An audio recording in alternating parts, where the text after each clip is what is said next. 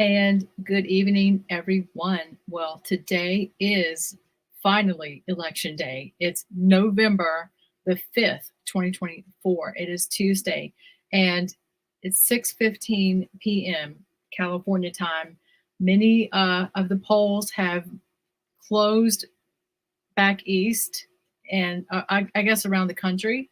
And so I'm going to give you some of the election updates. I am live on Facebook and YouTube. I want to document this historical moment because we are definitely seeing an incredible victory for Donald Trump.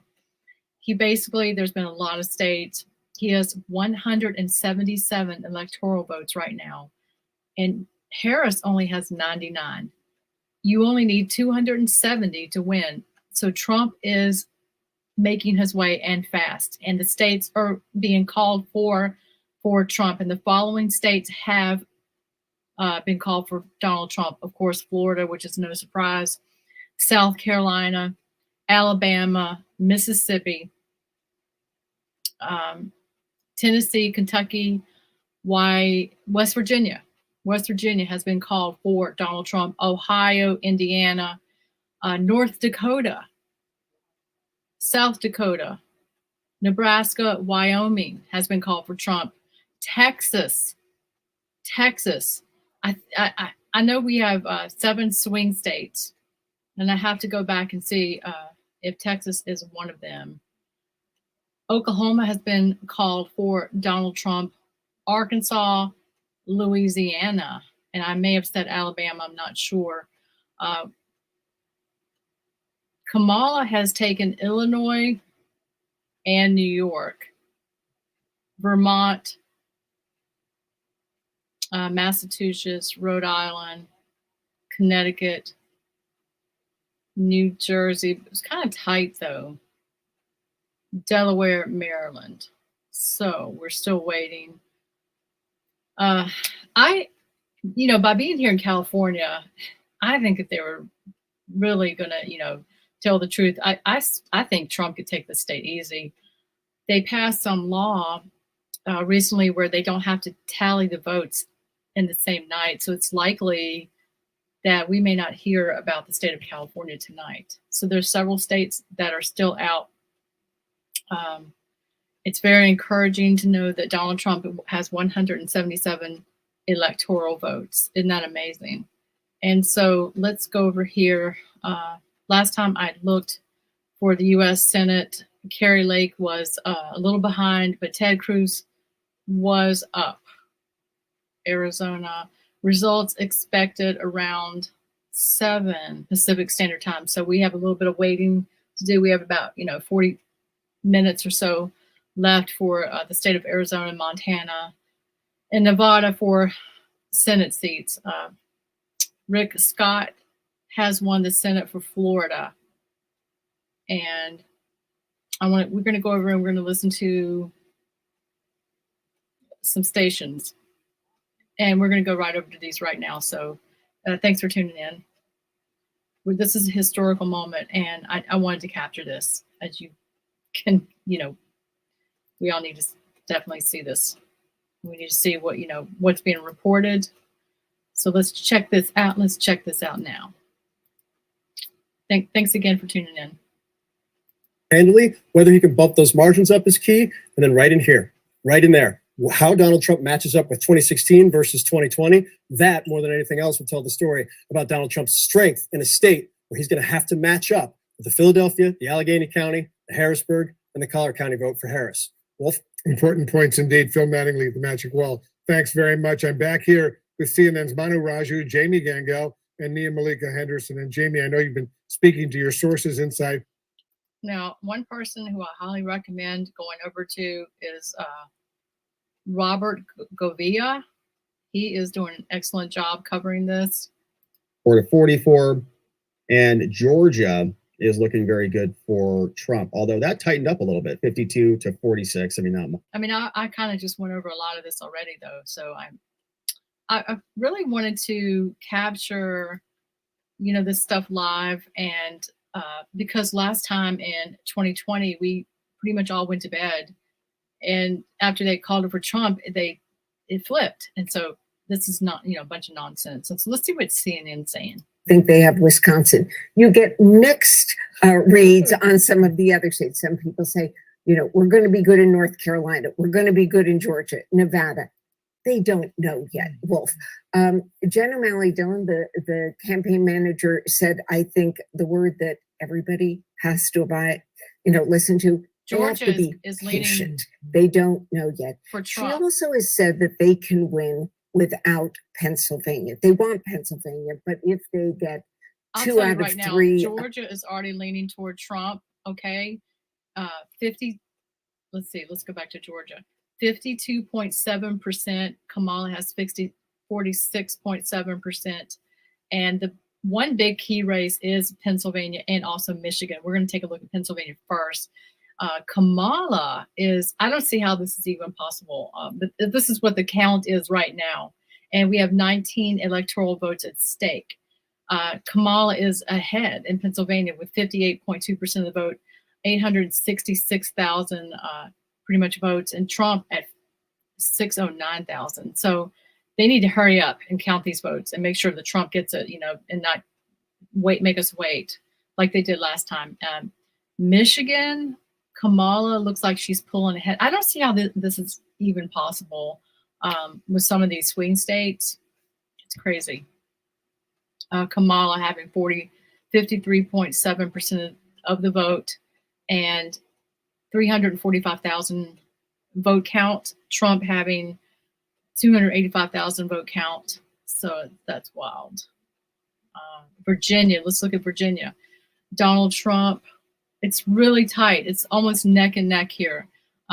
13 electoral votes at stake. Virginia, Trump is leading Virginia. Isn't that amazing? I'm going to come back over here. Trump is leading Virginia. Wow. Wowee. Go Virginia. Woo! I'm so excited about that. Virginia, 13 electoral votes at stake, 49.6, and Kamala having 48.7%. It's like a 1%. It's that neck and neck. I mean, it's like Trump is 33,000 votes ahead. 1.2 million people have voted for both of them. Really, it's wild. What's another swing state? I know it's not Florida. What was it? Is it Georgia? And let's see. I still can't believe they called New York, Kamala. Okay, so we still have Maine. Donald Trump's leading in Maine. Yeah, 4 electoral votes at stake. But this is really don't you like seeing that Trump has 177 electoral votes? He needs like less than 100 more electoral votes to take this all the way to the White House. Yeah. And I've been praying against the devil, and I literally have been stopping, and I've been canceling the plans of the enemy. And you can do this with me. We bind darkness over this election in the mighty name of Jesus. We come against dark forces and lying, chaotic spirits over America, and we command that the truth come out, and that the true vote will be exposed in the mighty name of Jesus. We've got some battleground states still ahead, and we have some people that need to come back into Senate. We need Carrie Lake to take that Senate seat for the state of Arizona. And we also need Ted Cruz to get back in. He's 52%, 52 right now. It says Ted Cruz. So let's see what CNN's saying now. Let's go back. It's my third one. Arizona. Not Arizona. Nevada? I think Nevada. Yeah, Nevada. 2 of 3 of those 3. They're not so confident about Arizona that they can live without Pennsylvania. I just want to point to one other thing that they are looking at, and that is older voters. And this actually has to do with that Iowa poll we saw where Harris was up unexpectedly. A Republican source of mine just texted me and said that his mother is a lifelong Iowan. She last voted for a Democrat in 1960. She voted for Donald Trump twice, but the source said after January 6th, she vowed to never support Trump again. She felt that God. not voting or a write-in vote would be a vote for Trump, so she voted for Vice President Harris. Well, Interesting I am so indeed. sorry to hear that. Manu, how likely, based on all your reporting, is what we're calling a trifecta? Either party winning not just the presidency, but the House and the Senate as well. It's more likely for the Republicans to do that than for the Democrats, just simply because of the map in the United States Drop- Senate. Drop it like it's hot. It would be a monumental upset if the Democrats. Did you hear them give us the credit? It looks like the Republicans going to be taking the House and the Senate. In red states. One is almost certain to flip. That's West Virginia. And the Senate right now is 51-49. So that would mean a 50-50 Senate. But there's two other red states, Montana and Ohio, which they're defending Democratic incumbents. They would have essentially have to run the table, and they have very few pickup opportunities. Really just Texas is a one opportunity, and that's would to be seen as a long shot. So just to keep the Senate at 50-50, that's very difficult. The House is an interesting situation as well, because there's so few true toss-up districts in the House, maybe 8, maybe a dozen or so. A lot of them are in New York and California, in the suburbs and the like. Typically, House races go with the presidency, but given where these are and how few there are, perhaps there's some sort of split verdict among voters where the president may not have a House in his or her same party. So there's so many different variations that could play out, but Republicans having total control of Washington is the most likely scenario. If you look at Democrats, we have very little chance given the Senate. Nia Malika, I know the Harris campaign that they're really hoping for in some of the blue. I'm having interference, so let me try to get my mouse to. Yeah, listen, I mean, this is one of the reasons why Kamala Harris has been calling into radio stations all day. She's going to be doing it throughout the day, trying to drive up turnout in these big blue cities. This is the way that Biden was able to win. It's the way Obama was able to win as well. That's how they did it. So basically, let's go back over to the election results, because we have to pay attention to Arizona, Georgia, Michigan, Nevada, North Carolina, Pennsylvania, Wisconsin, and I'm pretty sure we were looking at some of them states because my computer's acting up. It tries to do this, it tries to freeze up, and we might have to go a different route here since my computer is doing this big white blank screen. But, I got us a really good update so far, but we're going to go back over and we're going to take a look at some of these states. Yes, Paul? Fox News projects Ted Cruz won. All right. Just an update from my husband, who's peeked around the corner to tell me that Fox News has, they projected for him to win. So, yay, Ted, you're staying in office. Are you surprised? No. All right, so Arizona, whoa. All right, that's one. Looks like it's gone to Trump. And let's go to Georgia, Donald Trump, a second swing state. Michigan, this is the one that we didn't like too much because we had Kamala ahead. They were 3-3 last night. They were tied last night. And it made TikTok so upset that I was posting that. They suppressed my video. Didn't want anybody to know, but they sure have her ahead here. And Nevada, let's go over to Nevada. Expected around 7. So we are 32 minutes away to see what's going on, because polls are still open over here until 7 p.m. North Carolina, swing state, is they're still counting, and it's around 9:30 there. The polls closed probably around 7, so they've had some time to see what's going down, and it looks like Donald Trump is in town taking North Carolina. 16 electoral votes at stake right there. Pennsylvania is a battleground that you saw Trump go there all the time. This is also where they had that first assassination attempt this year on him. And I know Kamala went out and she made like 7-minute speeches and 10-minute speeches here and there. But Trump was like going there, staying there for hours. And he was at a rally last night past midnight, and that would be in Michigan. So I'm shocked that they're not voting for Trump. Even pulling in the Muslim vote there. Wisconsin, where are you? We are looking at Donald Trump taking that state too. I mean, to me, just taking a look at this, he's gained another electoral vote. We have movement, and this is the Associated Press. So this thing better not act up after we go away. Just yesterday, the news was reporting that 80 million people had already voted early. And we are looking at a record, like biblical, historic, however you want to call this, vote for people of all ages. That, you know, young. I met so many young kids out at the polls yesterday when my husband and I voted here in Southern California. I also met a lot of the youth out in Huntington Beach at some of the rallies for Trump. And it is looking good. I mean, I'm having a really good sense in my spirit for this race. And I just feel like this thing is too big to rig. Absolutely too big to rig. And I'm feeling like this thing is victorious for Donald Trump.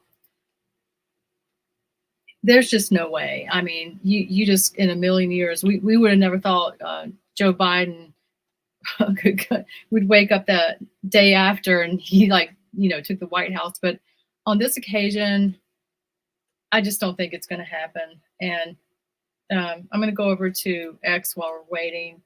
Let's go back to CNN, and I'm going to look up some of the stuff that's happening there, maybe with Elon Musk. I mean, you got Elon Musk behind Trump. He's surely got to be saying something. I'm sure, like, I was thinking to myself, they're not going to cheat because he has like all of his satellites in the sky, and he can zone in and like look down from, he's like God now, you know, with his satellite technology. And so he can kind of like do Spygate big time and look in and see, hey, what are they doing? It's like everything's flipped, everything's changed. You know, we've had so much change in 4 years. So, you know, they're not going to get away with this. They're not. And while I'm looking at, you know, maybe what Musk is saying, I'm going to take you back over to CNN because I couldn't get Fox to load up. When I was looking at Fox, it just I don't know why I couldn't get it. So let's check it out. Sort of palling around with Liz Cheney. They see a very different demographic. They realize that there is some kind of drop off among African American voters, in particular, Black men in particular. It's almost like, you know, sort of. There are Black Republicans, right? And, you know, maybe 12 to 15%.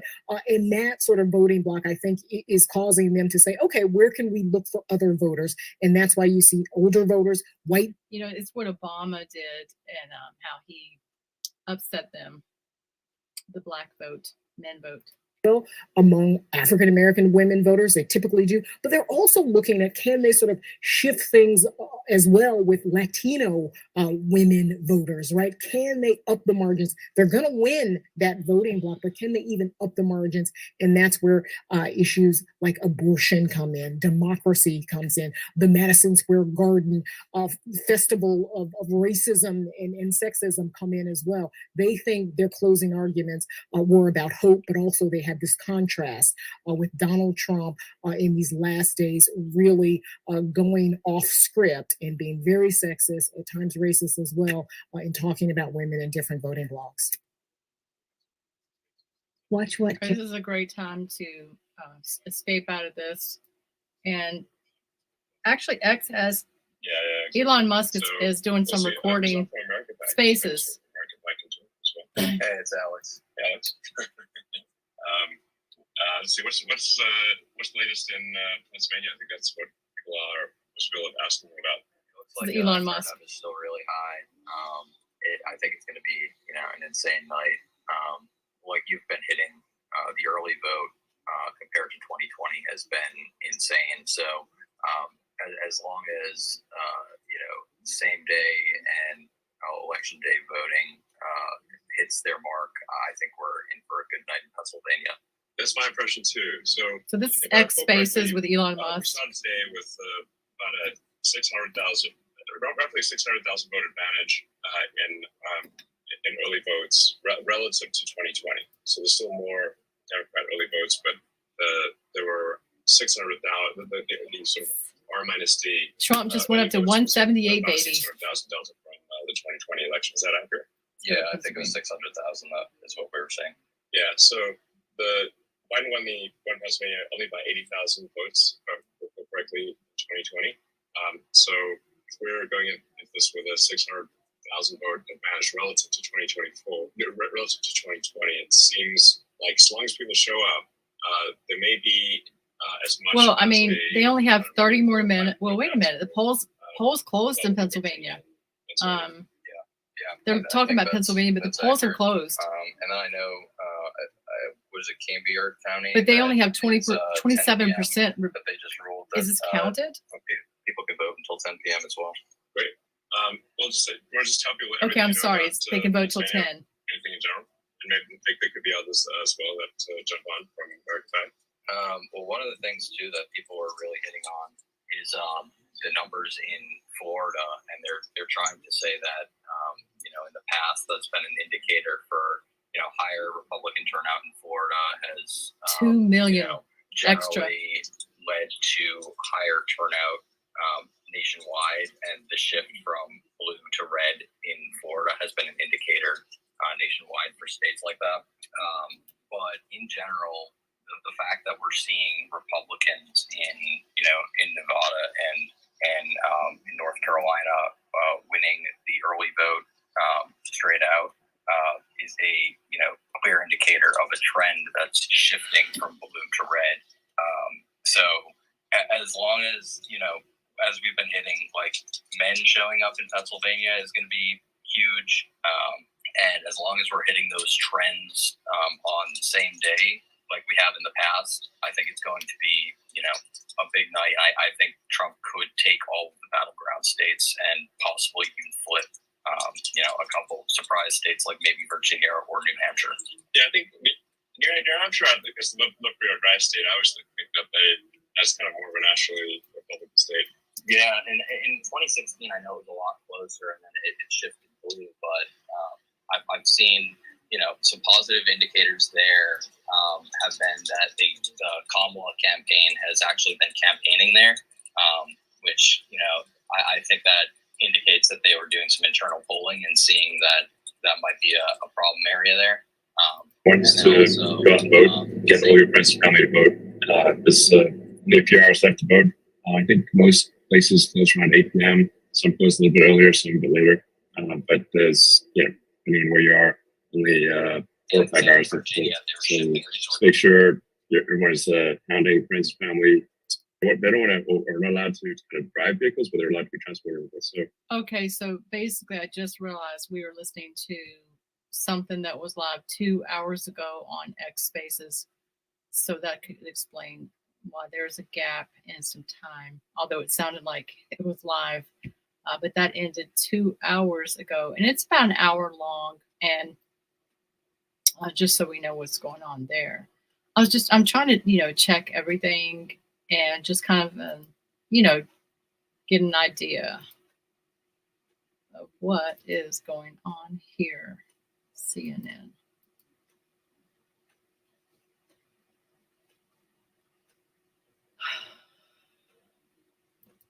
So I basically just wanted to get an update. Right now, let me just see if there's anything else we can check out. I'll always think of things. Let's see what's happening. Ballots, CNN.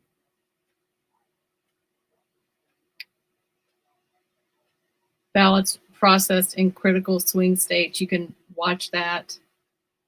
And let's see here. Is this it? I'm not really interested in that, but I guess you can.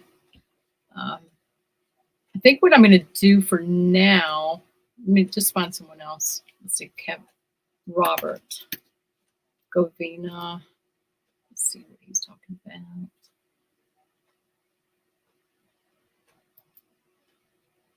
I want to see if he's looking at Associated Press or if he's back just talking.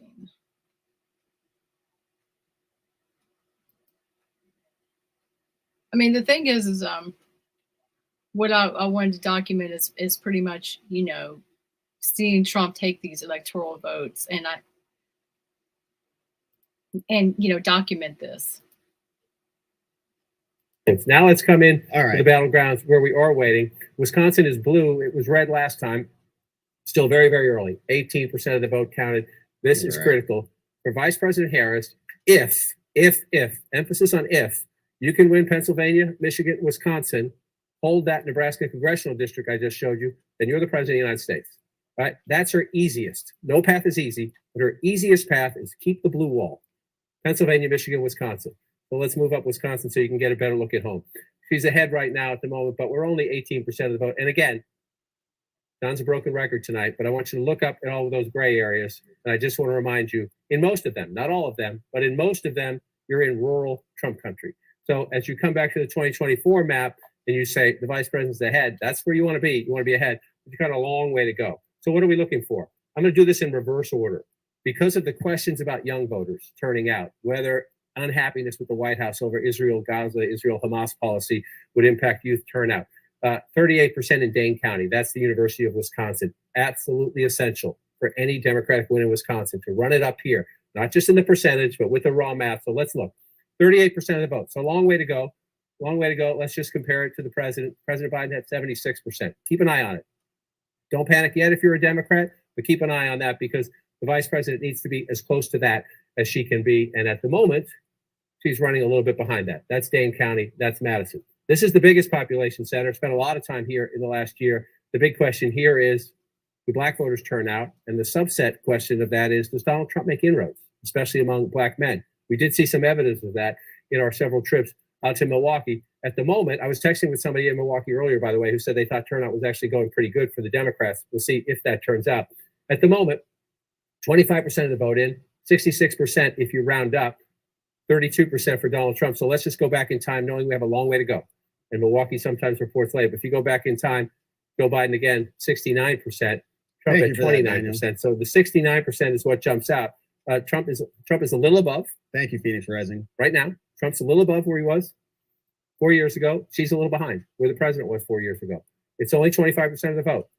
We're not pouring cement on any of this, but that's where you say, oh, we got to keep an eye on that as we go forward. Then you move over here, you go into the WOW counties, Waukesha, the biggest among them. This is a Republican suburb, long has been a Republican suburb.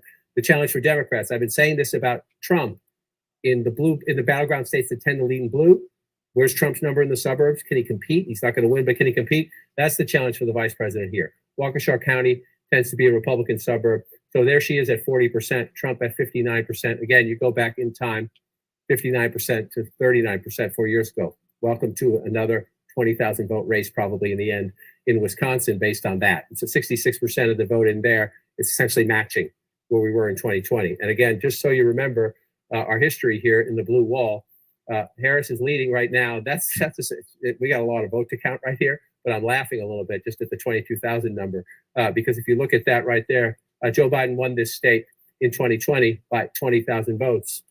4 years before that, when he cracked the blue wall and became president, Donald Trump won Wisconsin by 22,000 votes. Welcome to Wisconsin. It's a state that tends to hang around the margins of 20,000 votes, which is why that is somewhat amusing to me.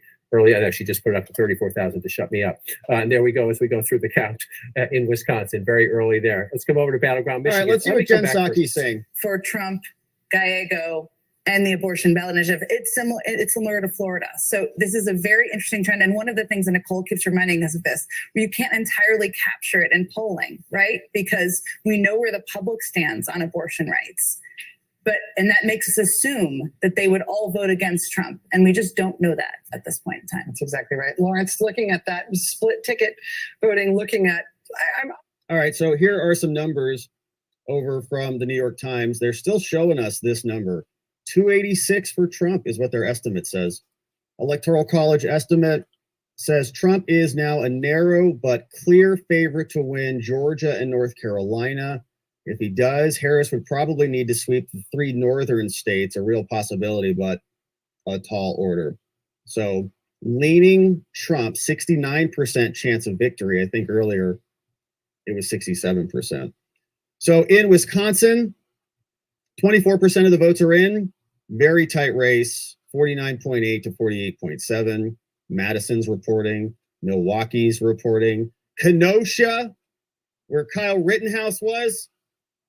Green Bay starting to report. So this is what I thought I would do, is to show you some of this and, let us see where we're going, and I'll, potentially come back. But this is what we have here at 6:45 p.m. Southern California time. And I kind of called a lot of those states. And to me, when I was looking at this, I was, showing you the Associated Press 2024 election results. And, this is where we are. Harris only having 99 electoral votes and Trump having 178. So that's where we are at 6:45 p.m. California time. And I look forward to coming back and talking this out a little bit more, because we'll see if they can call it tonight or not. What do you think? I'd love to know what you think. So I'll be back. Thanks for watching.